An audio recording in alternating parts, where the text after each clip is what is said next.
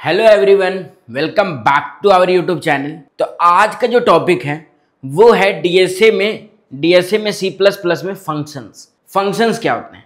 Like हमने leet code, hacker rank, अगर वहाँ देखोगे तो वहाँ पूरा कोड लिखना नहीं होता है। स्टार्टिंग से hash, include, stream, using name space, standard, ये सब कुछ नहीं लिखना होता है। डायरेक्ट एक फंक्शन बना हुआ रहता है और उसके अंदर हमें सॉल्व करना पड़ता है। तो उसी तरह जो फंक्शन में जो इंटरनली काम होता है, जिसके हेल्प से हम कोई स्पेसिफिक टास्क करा रहे होते हैं, तो वो पूरा फंक्शंस कैसे बनता है, कैसे फंक्शंस काम कर रहा होता है और कौन कौन के टाइप के फंक्शन हमारे सी प्लस प्लस में हैं, आज ये पूरा टॉपिक पूरा डिटेल में पढ़ेंगे। जो आपका स्क्रैच से लेके एडवांस के टॉपिक को कवर किया जाएगा। ये पूरा जो फंक्शन का जो टॉपिक होगा वो बिगिनर फ्रेंडली स्टार्ट हो रहा होगा। और अगर आप अगर आपने कभी फंक्शंस पढ़ा हुआ है तो उसको अलग इन्हांसमेंट वे में भी आप इसको कंसिडर कर सकते हैं, क्योंकि ये पूरा फंक्शंस का टॉपिक, पूरा फंक्शंस के हर एक ईच एंड एवरी टॉपिक को, कंसेप्ट को क्लियर किया गया है। तो ये जो पूरा जो कोड होगा, लाइक फंक्शंस के रिगार्डिंग जितने भी कोड हो रहे होंगे, फंडामेंटल से स्टार्ट हम कर रहे होंगे और इसको हम समझ रहे होंगे कि अपने कोई भी सी प्लस प्रोग्राम में हम फंक्शंस का बार बार रीयूज कैसे करते हैं, क्यों है जो फंक्शंस का बार बार रीयूज करके हम उस चीज़ों को कवर कर रहे होते हैं। फिर अगर डिफरेंट टाइप्स ऑफ टॉपिक्स जितने भी पढ़ रहे होंगे, चाहे वो बेसिक फंक्शंस के सिंटेक्स से क्यों ना हो, उसका बेस्ट प्रैक्टिस के थ्रू लाइक कैसे एक बेस्ट फंक्शन बना सकते हैं और उसके हेल्प से हम कोई टास्क को क्लियर कर सकते हैं, ये सारा कंसेप्ट हम इस टॉपिक में पढ़ रहे होंगे। अगर आप एक स्किल लेवल पर्सन बनना चाहते हो तो आपको फंक्शंस पर कमांड करना जो जरूरी होता है, क्योंकि अगर एक बार आप लेट सपोज आप किसी भी कंपनी में एक प्रोग्रामर बनते हो तो वहाँ पे हर एक अलग अलग चीज़ का, हर एक अलग अलग स्पेसिफिक टास्क का आपको एक फंक्शन बनाना पड़ता है। एक है जो कोड लिखना होता है और उसके हेल्प से हम चीज़ों को समझ पाते हैं कि अच्छा ये फंक्शन ये काम कर रहा है। और अगर आप कोई प्रोफेशनल डेवलपमेंट के फेज में हो तो वहाँ पर भी आपको फंक्शंस का बहुत बड़ा रोल होता है। इसीलिए बोलते हैं कि फंक्शंस का टॉपिक बहुत ही जरूरी होता है क्लियर करना। तो अक्सर बच्चों को कंफ्यूजन होता है कि कॉल बाय वैल्यू क्या होता है, कॉल बाय रेफरेंस क्या होता है, फंक्शन क्या होता है, इनलाइन फंक्शन क्या होता है। तो ये जो सारा टॉपिक है वो इस पूरे वीडियो में कवर कर रहे होंगे, तो वीडियो में बने रहना और लास्ट तक देखना। और अगर वीडियो अच्छा लग रहा हो तो लाइक, शेयर एंड कमेंट करना ना भूलना। तो लेट्स स्टार्ट। तो सबसे पहले बात करते हैं व्हाट इज फंक्शन। अगर फंक्शन को समझना है तो सिंपल सा समझो कि एक ऐसा स्टेटमेंट या एक ऐसा सेट ऑफ इंस्ट्रक्शन जिसके हेल्प से हम कुछ काम कर रहे हो। लेट सपोज हमारा ये हैंड है, हैंड से हम क्या कर रहे होते हैं, नॉर्मली हैंड से इशारा कर रहे होते हैं, नॉर्मली हैंड से हम कुछ बैग को पकड़ रहे होते हैं। तो इस तरह से हाथ का अपना एक फंक्शन, उसी तरह पैर का क्या है, पैर से हम चलते हैं, दौड़ते हैं। तो इस तरह से हर एक अपने शरीर का हर एक जो पार्ट होता है उसका कुछ ना कुछ फंक्शन होता है। उसी तरह जब फंक्शन का काम होता है तो हर फंक्शन का अपना अपना एक स्पेसिफिक टास्क होता है, जो टास्क को वो कंप्लीट करता है, जिसको बनाया जाता है कुछ steps of instruction. It means कि आप कुछ कोड लिख रहे होते हैं उस फंक्शन में और उसके हेल्प से हम एक स्पेसिफिक टास्क को सॉल्व कर रहे होते हैं। तो अगर समझे सिंपल वे में कि व्हाट इज फंक्शन, तो function is a self content block of code design to perform a specific task.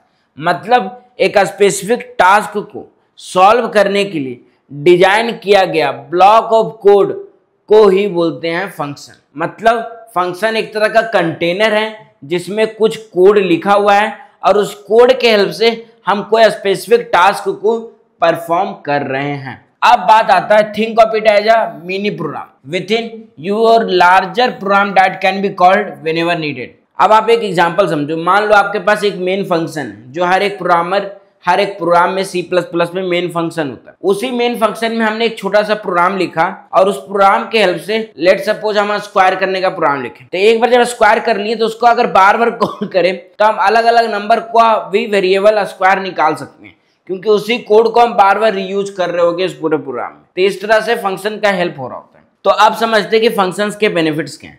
तो अगर इसके बेनिफिट्स पर आए तो सबसे पहले आता है मॉड्यूलैरिटी। मॉड्यूलैरिटी का मतलब होता है कि जितने भी कॉम्प्लेक्स प्रॉब्लम हमारे पास आ रहे होते हैं उसको बहुत ही छोटे पार्ट में, छोटे जंक्स में ये तोड़ देता है और उसके हेल्प से हम जो प्रॉब्लम को एक अच्छा, एफिशिएंट एंड ऑप्टिमाइज वे में बना रहे होते हैं। दूसरा आता है रीयूजेबिलिटी। आप खुद सोचो ना कि एक बार अगर आपके पास पूरा फंक्शन आप एक बार बना लिए और उसके हेल्प से वो टास्क करा रहे हो, तो अगर इन फ्यूचर आपको वो टास्क फिर से कराना हो तो आप उसका रीयूज कर सकते हो उस फंक्शन का। तीसरा होता है रीडेबिलिटी।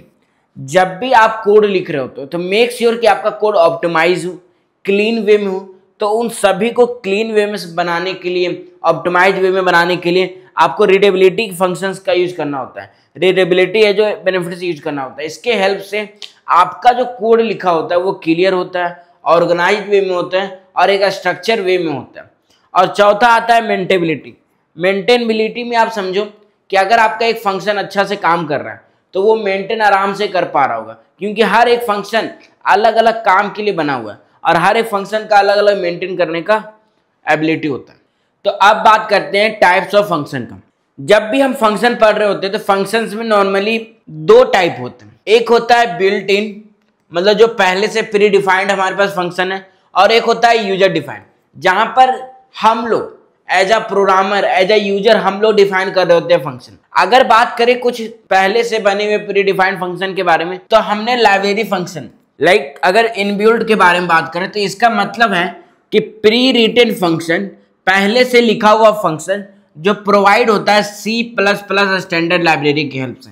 मतलब C++ में पहले से जो लाइब्रेरी बनी हुई है उस लाइब्रेरी के में बहुत सारा फंक्शन बना हुआ है, और उस फंक्शन में जो बना हुआ कोड को अगर हम बार बार यूज करते हैं अपने प्रोग्राम में तो उस फंक्शन को हम बोल रहे होते हैं इनबिल्ट फंक्शन।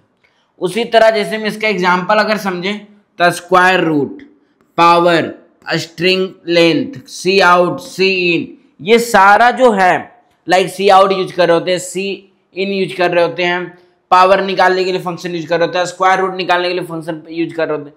तो ये सारा जो फंक्शन है वो हमारे C+ स्टैंडर्ड लाइब्रेरी में पहले से प्री डिफाइंड है, और जो प्री डिफाइंड है उसको बोलते हैं इनबिल्ट फंक्शन, मतलब पहले से वो बना हुआ है। इसमें इंक्लूड कर रहे होते हैं हेडर फाइल्स, मतलब इस फंक्शन को कॉल करने के लिए हम हेडर फाइल्स को इंक्लूड कर रहे होते हैं। जैसे में अगर आपको सी इन और सी आउट को इंक्लूड करना है तो हैच इंक्लूड आयोस्ट्रीम यूज कर रहे होते हो। वैसे ही अगर मैथ का यूज करना होता है, स्क्वायर रूट, पावर का, तो आप सी मैथ नाम का लाइब्रेरी इंक्लूड कर रहे होते हो। तो ये सारा जो यूज करना होता है फंक्शंस को, इनबिल्ट को, उसके लिए आपको लाइब्रेरी इंक्लूड करना होता है अपने फाइल में, और उसके बाद ये रेडी हो जाता है इम्प्लीमेंटेशन के लिए। मतलब एक बार लाइब्रेरी यूज कर लिए अपने फाइल में तो उसके अंदर जितना भी फंक्शन जो पहले से डिफाइन हुआ है वो आपने अपने कोड में आप यूज कर सकते हो। अगर यहाँ पे एग्जांपल देखें तो एक स्क्वायर रूट का फंक्शन यूज हुआ है SQRT नाम का, और यहाँ पे सी मैथ नाम का लाइब्रेरी इंक्लूड है, और इसके हेल्प से ये प्री बिल्ट फंक्शन डिफाइन हुआ, और ये इसका कोड हम लोग बिना लिखे हुए ही यहाँ पर आंसर ले आए, क्योंकि इसका जो कोड है स्क्वायर रूट नाम का फंक्शन का वो इस लाइब्रेरी में इंक्लूड है, और इसी के हेल्प से ये काम कर पा रहा है। अब बात करते हैं यूजर डिफाइंड फंक्शन का। तो यूजर डिफाइंड फंक्शन का मतलब हुआ कि ये सारा कंट्रोल प्रोग्रामर के पास है, एज ए यूजर हमारे पास है।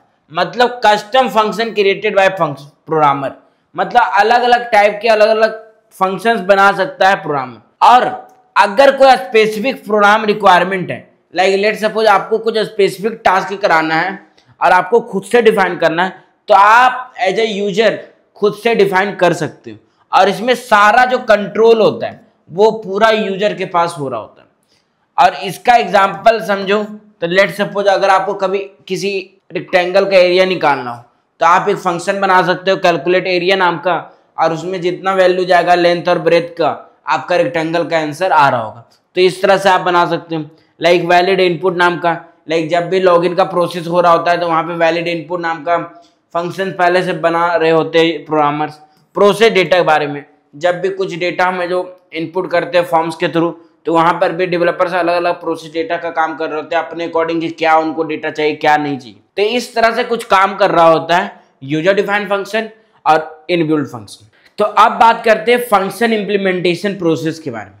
अब जब भी हमें फंक्शंस को यूज करना होता है अपने प्रोग्राम में, तो उसके लिए हमें 3 चीज करना होता है। सबसे पहले डिक्लेयर। लेट सपोज अगर आपको अपना एक घर बनाना है, तो घर बनाने के लिए सबसे पहले क्या चाहिए होगा, आपको अपना एक छोटा सा जमीन चाहिए होगा। उस जमीन या उस जगह को हम बोल रहे हैं यहाँ पर डिक्लेयर। इट मीन्स कि आपको एक स्पेस चाहिए होगा, आप उसको एक मेमोरी में स्पेस दे रहे होंगे, स्पेस दे के उस फंक्शन का चीज का पूरा डिक्लेयर कर रहे होगे। इट मीन्स कि आप अपने मेमोरी में फंक्शंस नाम का एक वेरिएबल बना रहे होगे, उस वेरिएबल में कुछ स्टोर हो रहा होगा स्पेस, और उसी स्पेस में आप सारा काम कर रहे होगे। उसके लिए आपको फंक्शन को सबसे पहले डिक्लेयर करना होगा। जब एक बार आपका डिक्लेयर हो गया वेरिएबल, उसके बाद आपको करना होता है डिफाइन, कि वो एक्चुअली फंक्शन काम क्या करेगा, फंक्शंस का क्या काम है। और फाइनली होता है कॉल। कॉल का मतलब होता है कि जब पूरा एक बार पूरा बन गया, फंक्शन पूरा डिफाइन हो गया, तो उसको आपको मेन फंक्शन के अंदर डिफाइन करना होता है, कॉल करना होता है। लाइक अगर आपने कोई भी प्रोग्राम बनाया फंक्शंस का और उस फंक्शंस को आपने कॉल नहीं किया मेन फंक्शन में, तो वो कोड नहीं चलेगा, वो कोड नहीं चलेगा, क्योंकि वो फंक्शंस जब कॉल ही नहीं हुआ। क्योंकि मैंने आप लोग को फर्स्ट क्लास में बता दिया था कि जब भी C++ का प्रोग्राम चल रहा होता है तो स्टार्ट वो मेन फंक्शन से करता है, और मेन फंक्शन के अंदर जितना भी चीज होता है वही वो चला पा रहा होता है। तो अगर इसका एक एग्जांपल देखें तो यहाँ पर 2 नंबर को ऐड करने का एक प्रैक्टिकल एग्जांपल है, जहाँ पर स्टार्ट हम किए सबसे पहले डिक्लेयर से कि ऐड नंबर नाम का फंक्शन बना दिए और इंट ले दिए। अच्छा याद रखना, फंक्शन भी एक वेरिएबल है, और जब भी हम वेरिएबल को डिक्लेयर कर रहे होते हैं तो उसको डेटा टाइप उसका दे रहे होते हैं। तो यहाँ पर इंट जो है वो डेटा टाइप की तरह काम कर रहा है, और ये ऐड जो नंबर है वो फंक्शन का नाम की तरह काम कर रहा है। और इसमें जो ब्रैकेट्स के बाद इंट ए और इंट बी है वो आर्ग्यूमेंट्स है। वो नेक्स्ट स्लाइड में हम पढ़ रहे होंगे कि आर्ग्यूमेंट्स और पैरामीटर्स क्या होते हैं। और यहाँ पर num1 = 5, num2 = 10, मतलब num1 का वैल्यू 5 है, num2 का 10 है। और जब हमने यहाँ पे कॉल किया ऐड नंबर नाम का फंक्शंस को, तब और यहाँ पर जब वैल्यू को पास कर दिया एज आर्ग्यूमेंट्स, और फाइनली ये जब इन दोनों को प्रोसेस किया यहाँ पर, तो यहाँ पर रिटर्न a+b किया, मतलब a+b का नाम वैल्यू यहाँ पर स्टोर हो गया 10 और 5 15, और वो सम में जाके कॉल हुआ और सम में प्रिंट हुआ, और फाइनली हम सम प्रिंट कर दिए और आउटपुट आया द सम इज 15। तो इस तरह से कुछ काम कर रहा होता है। मतलब आपको सबसे पहले डिक्लेयर करना होता है, फिर डिफाइन करना होता है, और फाइनली आपको कॉल करना होता है, call in the main function. तो इस तरह से फंक्शन के 3 मेजर पार्ट्स होते हैं। अब बात आता है स्ट्रक्चर ऑफ फंक्शंस की, कि जब भी हम कोई फंक्शन बनाएं तो उसका क्या स्ट्रक्चर है, क्या सिंटेक्स है, कैसे हम फंक्शन बना सकते हैं। तो अगर बात उसकी आई है, सबसे पहले जो हमें जो ध्यान देना होता है वो होता है कि स्ट्रक्चर क्या है, कैसे फंक्शन हम डिक्लेयर कर रहे होंगे। तो अगर बात करें इसका सिंटेक्स का, तो सबसे पहले आपको लिखना होता है रिटर्न टाइप। अब ये रिटर्न टाइप क्या हुआ? रिटर्न टाइप कुछ नहीं है, रिटर्न टाइप आपका डेटा टाइप की तरह है, कि आप जो फंक्शंस को डिक्लेयर कर रहे हो या जो फंक्शन आप बना रहे हो उसमें आपको रिटर्न क्या मिलने वाला है। लाइक इंटीजर डेटा मिलेगा, फ्लोट मिलेगा, डबल मिलेगा, स्ट्रिंग मिलेगा, किस तरह का डेटा मिलेगा वो आपको लिखना होता है। लेट सपोज अगर हमको इंटीजर वैल्यू चाहिए तो हम यहाँ लिख रहे होंगे इंट। फिर आता है फंक्शन का नाम। फंक्शन का नाम का मतलब है कि फंक्शन इज अ वेरिएबल, तो फंक्शन का नाम आपको लिखना होता है कि फंक्शन का नाम आप क्या देने वाले हो। लेट सपोज किसी ने सम दिया, किसी ने मैथ दिया, किसी ने कुछ दिया, लेकिन मेक श्योर कि आपका जो वेरिएबल का नाम हो वो कोई कीवर्ड ना हो, क्योंकि वो कुछ ऐसे भी वर्ड हैं जो पहले से प्री डिफाइंड है C++ में, उसको कीवर्ड बोलते हैं। तो वो उस तरह का नाम ना रख के आप अपना यूजर डिफाइंड नाम रख सकते हैं जो कीवर्ड ना हो। उसके बाद जब फंक्शन नेम हो गया उसके बाद जब ब्रैकेट्स आते हैं तो यहाँ आता है पैरामीटर लिस्ट। Parameter list. अच्छा, यहाँ पर एक चीज है, जब भी फंक्शंस का टॉपिक आ रहा होता है तो इंटरव्यूअर अक्सर पूछते हैं what is the difference between arguments and parameters. तो आप ऐसे समझो, आर्ग्यूमेंट्स वो वैल्यू है जो एक्चुअली रियल में हम दे रहे होते हैं फंक्शन में, और जो हम फंक्शन में डिक्लेयर कर रहे होते हैं बाय डिफॉल्ट कोई और भी वेरिएबल। लाइक यहाँ पे हमने पैरामीटर डिक्लेयर किया, कुछ अगर हम डेटा टाइप डिक्लेयर कर रहे हैं, कुछ वेरिएबल डिक्लेयर कर रहे हैं फंक्शन के अंदर, और उस फंक्शन के अंदर कुछ वेरिएबल डिक्लेयर किए तो वो एज अ पैरामीटर की तरह काम कर रहा होगा। लेकिन जब ये फंक्शन हम मेन फंक्शन में रन करा रहे होंगे और वहां पर जो वैल्यू हम दे रहे होंगे वो वैल्यू हमारा आर्ग्यूमेंट्स होगा। मतलब मेन फंक्शन में जो हम एक्चुअल वैल्यू दिए वो आर्ग्यूमेंट की तरह गया, लेकिन वहां जाकर वो पैरामीटर की तरह रिएक्ट किया और उसके अंदर जो भी कोड था, जो भी काम था, वो करके खत्म किया। अब यहाँ पर एक चीज आता है कि मान लो इसके अंदर जो भी आप कोड लिखोगे वो ये फंक्शन काम कर रहा हो और फाइनली आपको रिटर्न भी करना होता है। लेट सपोज अगर आपने इंटीजर यूज किया तो यहाँ पर रिटर्न क्या हो रहा होगा, इंटीजर वैल्यू। अगर यहाँ पे आप फ्लोट लिखते तो यहाँ पर भी आपको क्या लिखना होता है, फ्लोट का वैल्यू। तो इस तरह से अगर लेट सपोज एक नॉन रिटर्न टाइप भी हो रहा होता है, नॉन रिटर्न टाइप जिसमें आपको बोलना होता है, नॉन रिटर्न टाइप में यूज हो रहा होता है वॉइड। अगर मान लो कोई फंक्शन में हमने स्टार्ट में वॉइड लगा दिया डेटा टाइप, इट मींस कि वॉइड जो है वो नल है, मतलब कोई डेटा टाइप इंक्लूड ये रिटर्न नहीं कर रहा होगा। तो वहां पर रिटर्न टाइप हमें देना नहीं होता, जरूरी ही नहीं होता और ये जो फाइनली काम कर रहा होता है फिर। तो अगर बात करें नॉर्मली रिटर्न टाइप की, तो रिटर्न टाइप स्पेसिफिक बताता है कि what type of value the function will return. It means कि रिटर्न टाइप हमें बता रहा होता है कि फंक्शन किस तरह का वैल्यू रिटर्न कर रहा होगा, like integer, float, double, void, like that. Function name बता रहा होता है कि मेक श्योर जो आपका फंक्शन नेम है वो एक स्पेसिफिक चीजें हो। और जब भी as a programmer, as a beginner मैं आपको गाइड कर रहा हूँ कि जो भी आप फंक्शन का नाम लिखते हो वो यूनिक हो, मीनिंगफुल हो, ताकि अगर कोई आप बाद में भी देख रहे हो उस कोड को, या लेट सपोज आपका कोई दोस्त देख रहा है या आपका कोई टीम मेंबर्स देख रहे हैं, तो उस फंक्शन को देख के समझ जाए कि उस फंक्शन का काम क्या है, उस फंक्शन से हो क्या रहा है। और फिर आता है पैरामीटर्स वही होता है इनपुट वैल्यू जो फंक्शन एक्सेप्ट कर रहा होता है। जो फंक्शन के अंदर वेरिएबल रखे होते हैं, जो वेरिएबल स्टोर वैल्यू ले रहा होता है आर्गुमेंट्स के हेल्प से, वही होता है पैरामीटर्स। अब वही फंक्शन बॉडी जहाँ पर आप अपना कोड चला रहे होते हैं कि किस टाइप का स्पेसिफिक टास्क करने वाला है, और रिटर्न स्टेटमेंट मेक श्योर कि आप जो रिटर्न टाइप कर रहे हो वो रिटर्न कुछ कर रहा होगा वैल्यू। तो ये जो पूरा जो काम है, ये पूरा एक फंक्शन का स्ट्रक्चर होता है कि कैसे फंक्शन काम कर रहा है, हर एक चीज, छोटा चीज मैंने काफी डीपली बताया। अगर आपको कहीं भी कोई भी डाउट है, कुछ भी प्रॉब्लम है, तो आप कमेंट में बताना कि सर ये टॉपिक समझ में नहीं आया, ये टॉपिक एक बार फिर से बताओ। मैं नेक्स्ट क्लास में पूरा बताऊंगा, पर कमेंट जरूर करना। और हमारे मोटिवेशन के लिए, मेरे मोटिवेशन के लिए प्लीज लाइक एंड कमेंट जरूर करना। अब बात आता है कि टाइप्स ऑफ फंक्शंस तो हमने पढ़ा था, बट ये कौन सा टाइप आ गया? तो ये टाइप नहीं है, ये जो टाइप है फंक्शन का वो रिटर्न टाइप पर बेस्ड है। मतलब एक रिटर्न टाइप वाला फंक्शन और एक है नॉन रिटर्न टाइप वाला फंक्शन। मतलब रिटर्न टाइप में एक जगह हम कुछ वैल्यू रिटर्न कर रहे होंगे और दूसरा वाला में हम कुछ रिटर्न नहीं कर रहे होंगे। तो इसको समझते हैं सबसे बेसिक से। सबसे पहले मैंने एक बेसिक सा प्रोग्राम बनाया जो नो रिटर्न टाइप वाला वैल्यू का है। मतलब सबसे पहले hatch include I stream include किया, जो हर C++ प्रोग्राम में इंक्लूड हो रहा होता है। क्यों इंक्लूड करते हैं हम इस प्रोग्राम को, इस हेडर फाइल को? कमेंट में बताना कि क्यों इसको किए थे हम। उसके बाद हम यूज करते हैं using name space standard library के कारण, ताकि पूरा चीजें समझ पा रहे। और इसमें हम प्रिंट कर रहे होते हैं, फंक्शन लिख रहे होते हैं नॉन रिटर्न टाइप में, जहां data type return type void लिखा हुआ है। वॉइड का मतलब है ये नॉन रिटर्न टाइप है, इसमें कुछ भी हम रिटर्न नहीं कर रहे होंगे और ये उसके अंदर जो भी हो रहा होगा वो कोड चला रहा होगा। उसके बाद हमने लिखा ग्रीट, और ग्रीट के बाद दिया ब्रैकेट।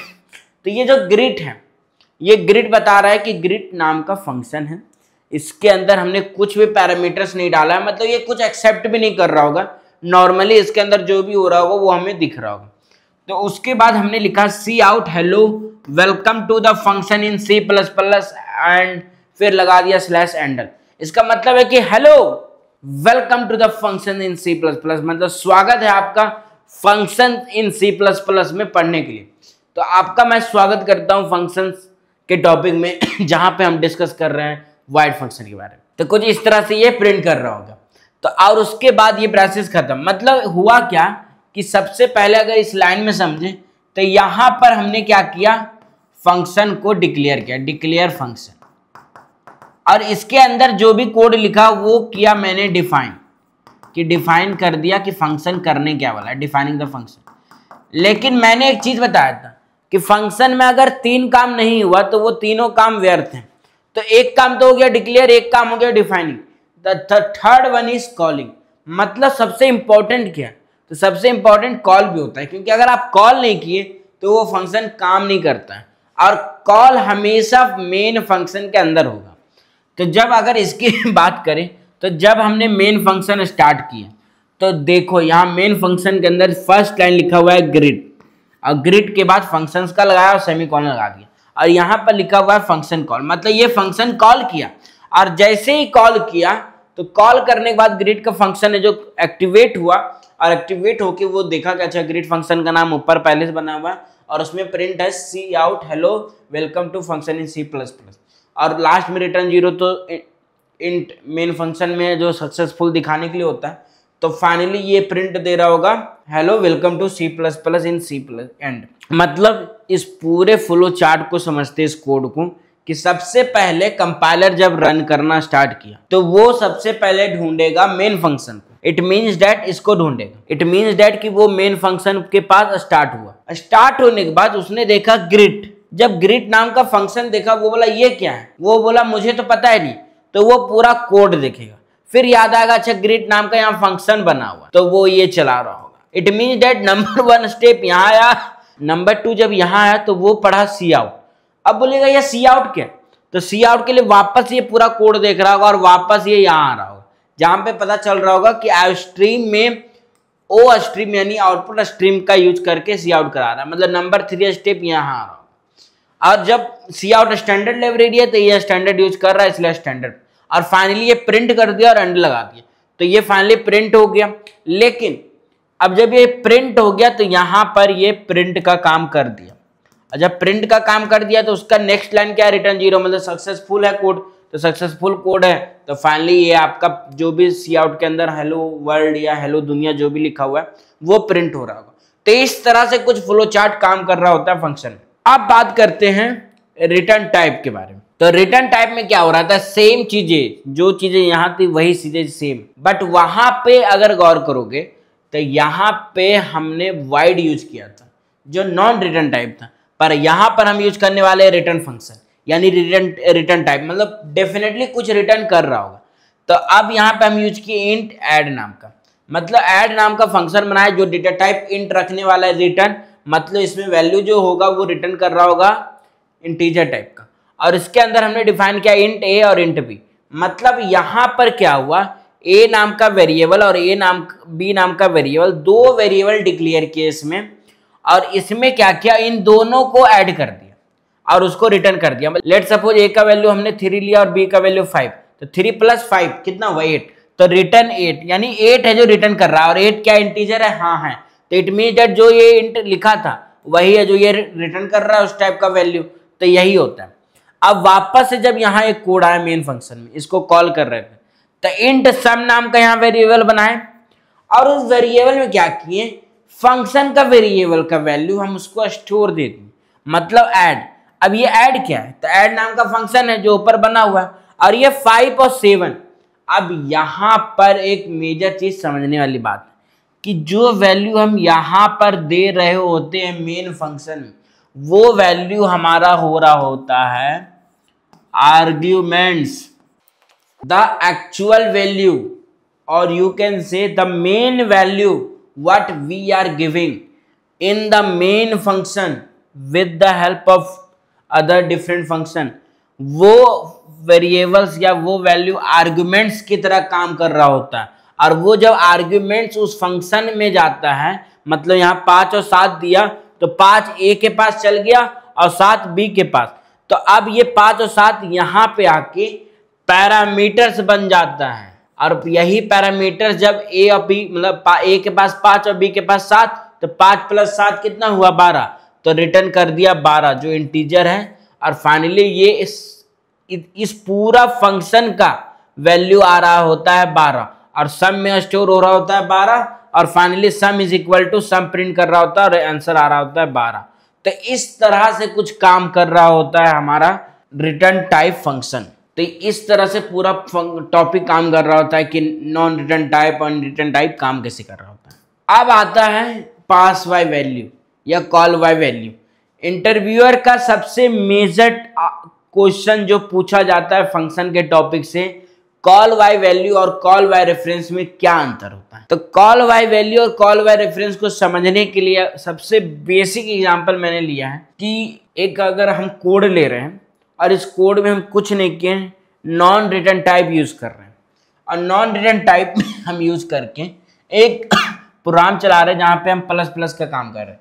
तो नॉर्मली हमने एक प्रोग्राम लिया, hash include iostream using white increment int x और एक्स प्लस प्लस किया और उसके बाद cout inside function x लिख दिया और यहाँ मेन फंक्शन में नम का वैल्यू 5 रखा। अब यहाँ पर एक चीज समझने वाली बात है, नम का वैल्यू 5, ठीक है। अब इंक्रीमेंट नाम का क्या है, फंक्शन। तो इंक्रीमेंट में मैंने नम दे दिया, नम का वैल्यू कितना है 5, तो नम में गया 5 गया। अब यहाँ पे तो नम नाम का फंक्शन से साथ नाम पर वैल्यू गया और इंक्रीमेंट में जब गया यहाँ पर, तो यहाँ पर आने के बाद x का वैल्यू अब हो गया 5, क्योंकि ये आर्ग्यूमेंट था और ये पैरामीटर था जो दोनों सेम वैल्यू स्टोर कर रहा था। तो यहाँ पर x का वैल्यू हो गया 5 क्योंकि ये पास हुआ।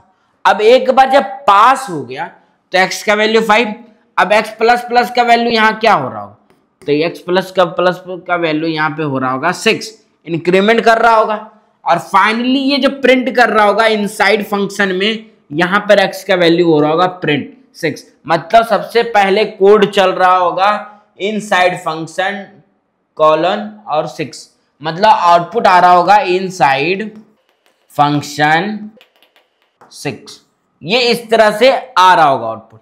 अब नेक्स्ट लाइन पढ़ते हैं, मेन फंक्शन। अब उसके बाद लिखा हुआ है सी आउट आउटपुट फंक्शन और यहाँ पे नम का वैल्यू क्या हुआ। अब याद करो, नम का वैल्यू यहाँ पे एज अ कॉपी प्रिंट हुआ, एज अ कॉपी पास हुआ। इट मीन्स कि आप एक एग्जाम्पल समझो, जहाँ पर क्या हुआ कि ये शर्ट किसी ने देखा और वही शर्ट मेरे से मांग के मेरे जैसा खरीद के उसने अपना काम किया, तो क्या मेरे शर्ट पे कुछ डिफरेंस हो रहा होगा। लेट सपोज वो अपने शर्ट के साथ कुछ फाड़ दिया या फेंक दिया तो मेरे शर्ट को कुछ नुकसान हुआ नहीं हुआ। उसी तरह नम नाम का वैल्यू जब यहाँ पर गया तो वो एक्चुअली इसका कॉपी पास किया, वैल्यू कॉपी पास किया, मतलब सिर्फ वैल्यू जा रहा था ना कि वो जा रहा था। इट मीन्स डैट उसके साथ कुछ भी जो ऑपरेटर हुआ, कुछ भी ऑपरेट हम किए तो उसके साथ जो काम हुआ ओरिजिनल सेम रहा। तो यहाँ पर जब आउटसाइड फंक्शन में नम का वैल्यू हो रहा होगा तो नम का वैल्यू प्रिंट हो रहा होगा 5, क्योंकि एक्चुअल वैल्यू नम का 5 था।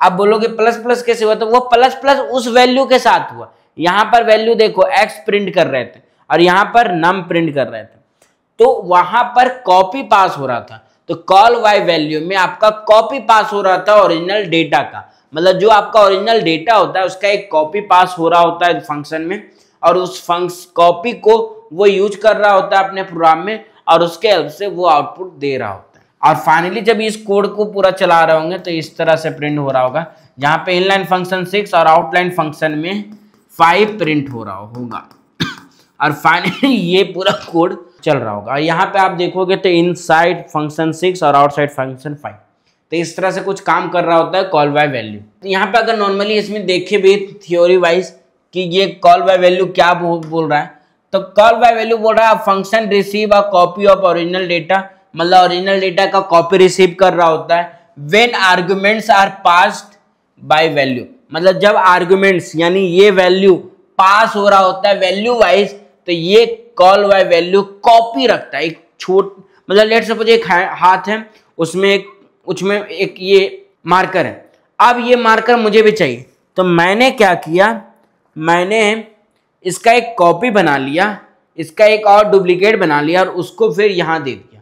इट मीन्स कि ये मार्कर के पास अगर कुछ भी अपडेट हो रहा होगा तो मेरे हाथ में जो ओरिजिनल मार्कर होगा उसको कोई भी इफेक्ट नहीं हो रहा होगा। तो इस तरह से कुछ काम कर रहा होता है कॉल बाय वैल्यू। इसका जो दूसरा पॉइंट है वो लिखा हुआ है any modification made to the parameter inside the function will not affect the original variable outside the function, मतलब जो भी वेरिएबल लाइक कॉपी जो पास किए होंगे अगर उसके साथ कुछ भी अपडेट हम कर रहे होंगे तो वो आउटसाइड यानी जो मेन हमारा वैल्यू है उसके साथ कुछ भी इफेक्ट नहीं कर रहा हो। तो यही है जो हम देखे भी और यही हम सीखे भी। अब आता है पास बाय रेफरेंस या call by reference. It means कि अब इसमें क्या होने वाला है, इसमें क्या वैसा अंतर होगा कि उसमें वैल्यू पास हो रहा था, यहाँ क्या पास हो रहा। तो नाम से समझ सजेस्ट हो रहा है रेफरेंस। रेफरेंस मतलब एड्रेस, एड्रेस मतलब घर, यानी उसका ओरिजिनल लोकेशन पास हो रहा होगा। लेट सपोज अगर हम वहां पर वैल्यू ले रहे थे x और नम नाम का वैल्यू, जिसमें नम का वैल्यू 5 था और x है जो पास कर रहे थे। अब यहां पर हम क्या करते हैं, x के आगे लगा देते हैं एड्रेस। इट मीन्स हुआ ये कि आप पूरा जो x का वेरिएबल है वो ये जो एड्रेस ऑपरेटर लगाने के बाद ये पूरा इस घर का, इस वेरिएबल का जो मान लो मेमोरी में, इसका मेमोरी में जो स्पेस है उस घर का नाम है होम। अब इस होम को रख लिया है, ये इसका वैल्यू नहीं रखा है, इसका होम रख लिया है। मतलब अब होम में कुछ भी चेंज होना होगा तो ये इसको भी पता रहेगा और इसको भी पता रहेगा। इट मीन्स कि अब यहाँ पे वो कॉपी पास नहीं कर रहा है, ओरिजिनल डेटा ही उसके पास जा रहा है, क्योंकि उसने अपना घर ही दे दिया, पास कर दिया अपना घर ही। तो इसका अगर बेसिक से समझे तो समझते हैं कि when using pass by reference, जब आप पास बाय रेफरेंस यूज करते हैं कौन सा सिंबल के साथ, the address symbol indicates that the function receive a direct reference to the original variable not a copy.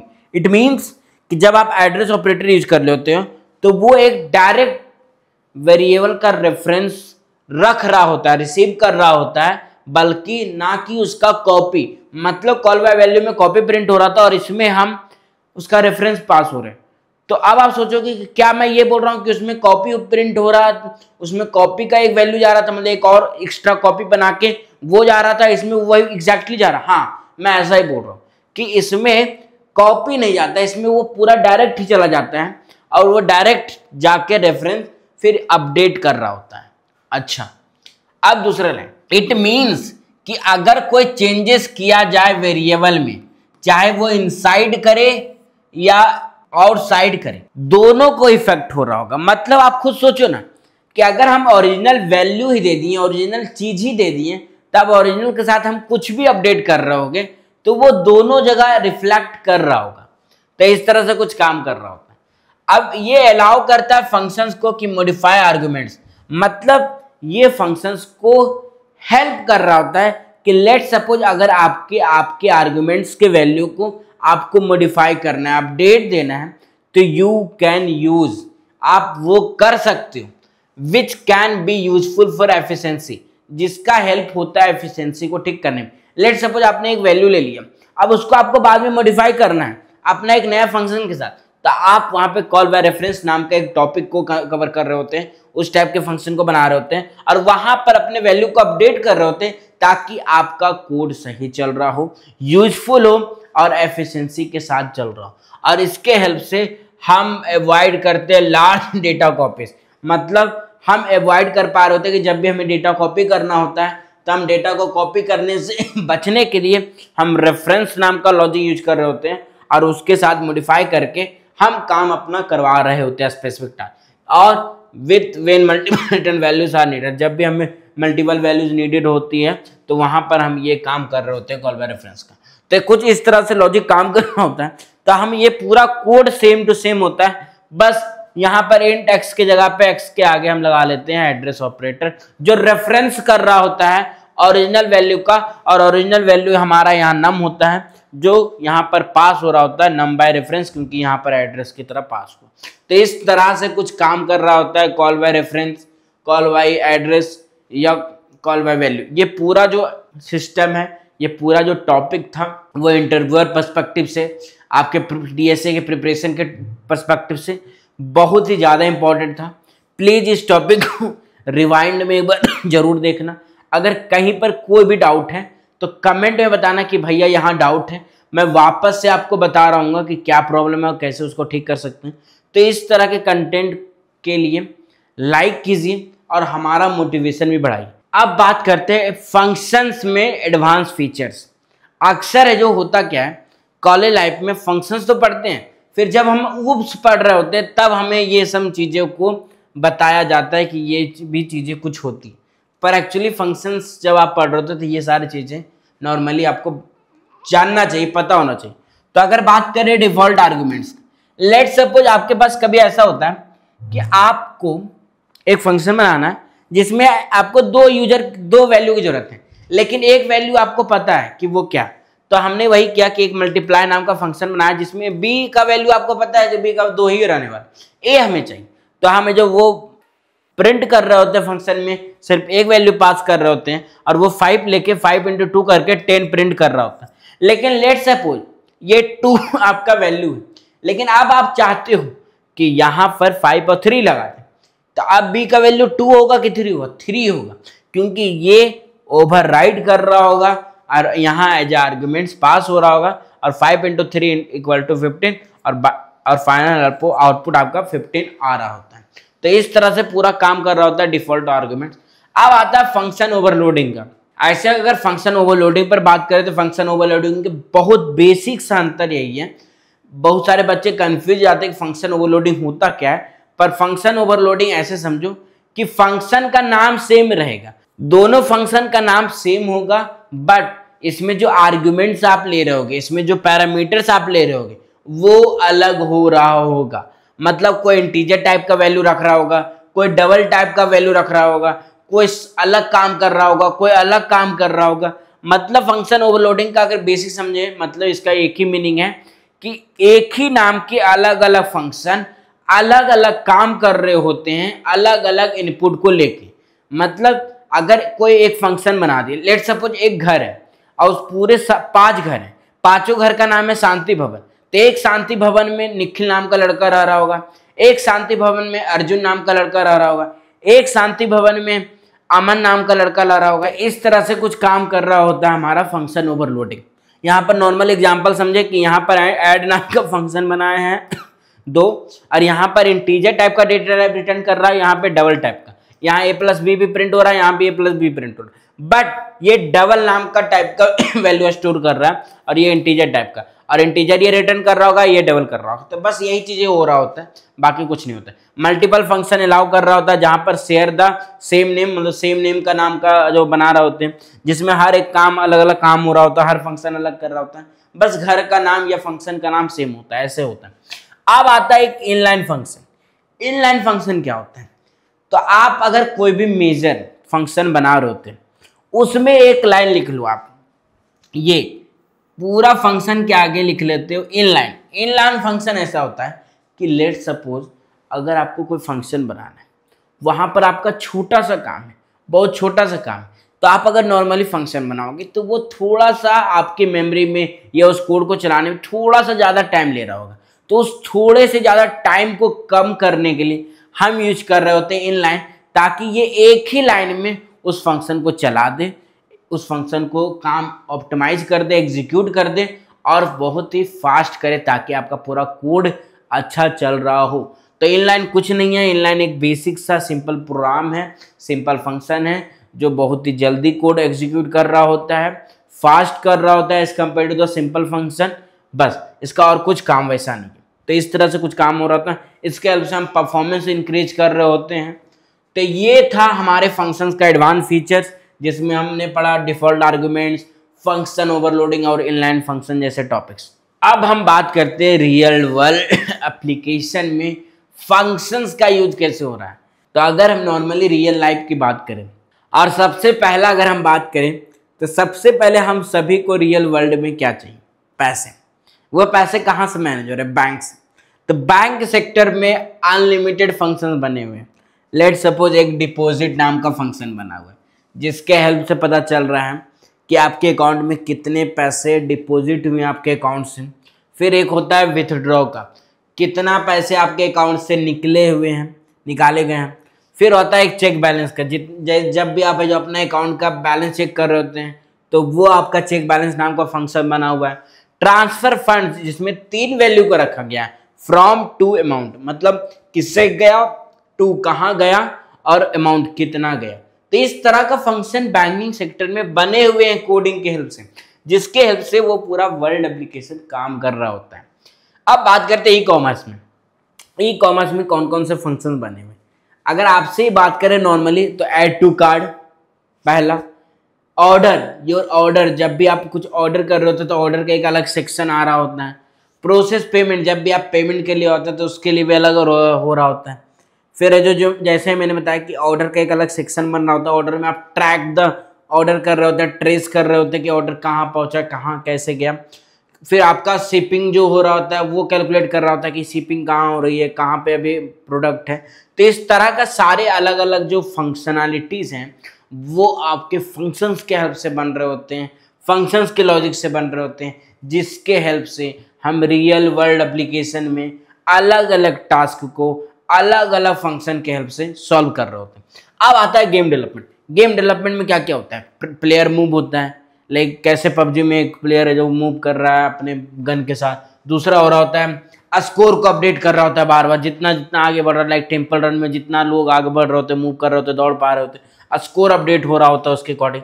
Collision, अगर कहीं पे भी कुछ टकराया तो वहां पर है जो सेव कॉलिजन करने का ऑप्शन आ रहा होता है। फिर जो गेम का स्टेट हम सेव कर रहे होते हैं। तो ये डिफरेंट डिफरेंट सिनेरियोज है जहां पर फंक्शंस का डेली यूज हो रहा होता है।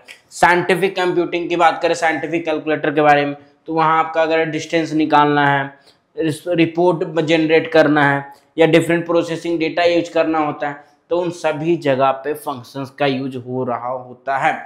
तो इस तरह से कुछ काम कर रहा होता है फंक्शन। अब इसका जो समरी बोले या summary in the sense main conclusion की बात करें, प्रैक्टिस कहाँ करें, क्या है क्या नहीं, तो सबसे पहले ये समझो कि सबसे पहले की फंक्शन सिंगल पर्पस। सिंपल समझो कि फंक्शंस का एक सिंगल पर्पस है जिसके हेल्प से हम कोई टास्क को खत्म कर रहे हैं, काम खत्म कर रहे हैं, उसके हेल्प से कुछ काम कंप्लीट कर रहे हैं। दूसरा आता है choose pass by reference wisely. जब भी पास बाय रेफरेंस आप यूज कर रहे होते हैं तो उसको अच्छे से यूज किया करो, उसका लॉजिक समझो कि कैसे वो वैल्यू स्टोर कर रहा होगा, कैसे मॉडिफाई कर रहा होगा, कैसे अलग अलग चीज़ों को काम कर रहा होगा। फिर मेक श्योर कि आपका जो फंक्शन का नाम हो वो यूनिक हो, आइडेंटिफाई हो, समझ में आना चाहिए। लाइक अगर आप लिख सकते हो calculate total price, total price को कैलकुलेट करने की जगह, ये एक अच्छा फंक्शन का नाम है as compare to the calculator. मतलब कैलकुलेटर अगर नॉर्मल लिखना है कैलकुलेटर टोटल प्राइस, तो ये बता रहा था कि टोटल प्राइस को कैलकुलेट कर रहा है, ये कैल बता रहा था, कुछ पता नहीं चलता कि कैल क्या लिख रहा है। तो फंक्शन का जो भी वेरिएबल नाम लिख रहे होते हैं वो मेक श्योर एक यूनिक हो, आइडेंटिफायर हो, ताकि अच्छा लग रहा हो और समझने में ईजी। फिर होता है हैंडल केसेस, जहाँ पर अलग अलग डिफरेंट केस होते हैं, आपके पास अलग अलग सिचुएशन होते हैं, वहाँ पर आपको एक कंडीशनल स्टेटमेंट के हेल्प से अलग अलग सिनेरियोज में आपको उस फंक्शन को एग्जीक्यूट करना होता है। और अपने फंक्शंस को डॉक्यूमेंट देना सीखें। कमेंट्स, जब भी आप कोई फंक्शन बना रहे हो तो मेक श्योर कि आप कमेंट का यूज करें। कमेंट में आप अपने लिखें कि कहाँ पर कौन सा टॉपिक यूज हो रहा है, कौन सा नहीं हो रहा है। तो इस तरह ये सारे जो हैं बेस्ट प्रैक्टिस है आपके फंक्शंस को क्लियर टॉपिक करने के लिए। पूरा फंक्शन मेरे तरफ से तो एंड हो गया। अगर आपको कोई भी एग्जाम्पल चाहिए तो आप कमेंट में बता सकते हैं। और एक छोटा सा टिप कि जब भी आप फंक्शंस का टॉपिक कवर कर लेते हो तो मेक श्योर कि आप फंक्शन से कुछ प्रोग्राम बना, लाइक उसके अंदर इफ एल्स यूज कर सकते हो, लूप यूज कर सकते हो, क्योंकि आप एक फंक्शन में जो आप मेन फंक्शन में जितने भी कंसेप्ट आज तक आपने पढ़े हैं, looping, conditional statement, switch case, if else if ladder, सारे कंसेप्ट हम फंक्शन में यूज कर रहे होते हैं, उसके हेल्प से फंक्शंस का प्रोग्राम बना रहे होते हैं। तो अगर आपको ये पूरा वीडियो अच्छा लगा तो लाइक करें, कमेंट में बताएं कि कौन सा टॉपिक, कौन सा सेक्शन ज़्यादा अच्छा लगा, और हमारे जोश और हमारे मोटिवेशन के लिए इस वीडियो पर लाइक करें। तो तब तक के लिए take care, keep coding and अपना ख्याल रखो। Thank you, bye.